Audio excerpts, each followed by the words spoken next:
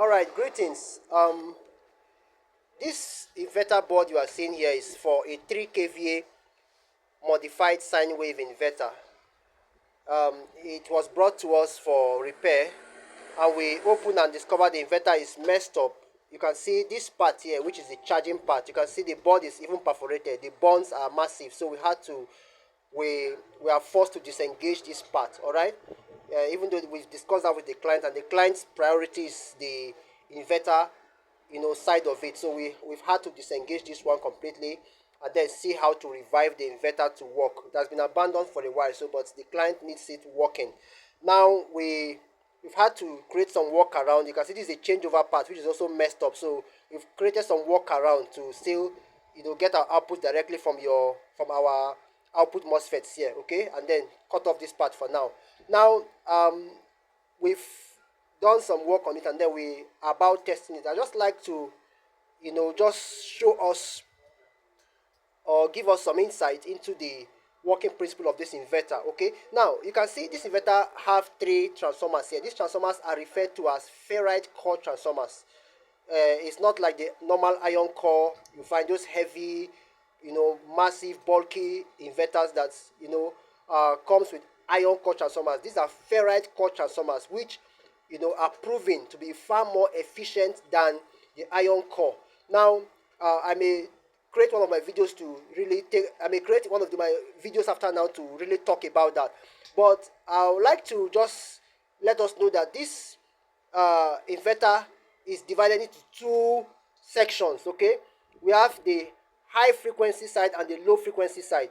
Now the high frequency side is actually what we refer to as a DC to DC converter. Now, because what that part does, which is what you have here, it takes in 12 volts from this. These are the power lines for your 12 volt supply.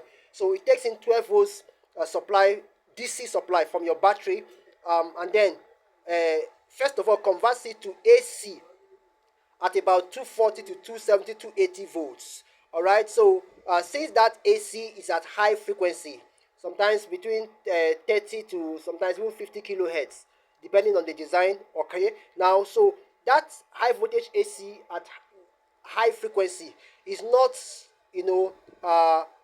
suitable for your appliances because of the frequency range. So it needs to be converted back to DC. So that's why I now have these diodes here. Okay, they form each. You see, there are 12 of them here. These 4 are for this transformer. These 4 are for this transformer. While these are for this. So now each of these transformers supply your AC output from the respective stages you have in your DC to DC converter. Now these diodes form a bridge rectifier, which are actually fast switching diodes. These are fast recovery diodes.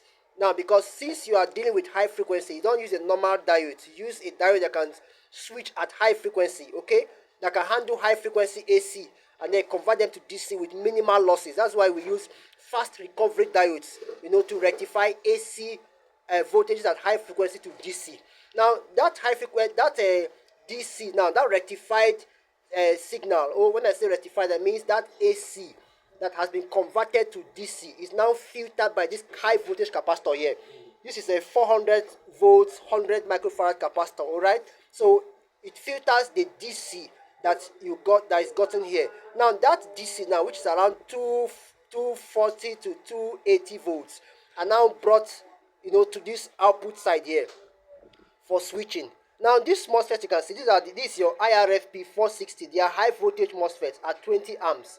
Okay, now the gates of this MOSFET are switched by this IC here. This is under IC. This one you see here is your TL494 IC that is responsible for switching these MOSFETs here. While this one here is your TL494 also responsible for switching these MOSFETs here. All right, so this one is now used to switch this one. So that's your DC that is appearing here, okay, will now be converted to AC for it to supply to your output. Thank you.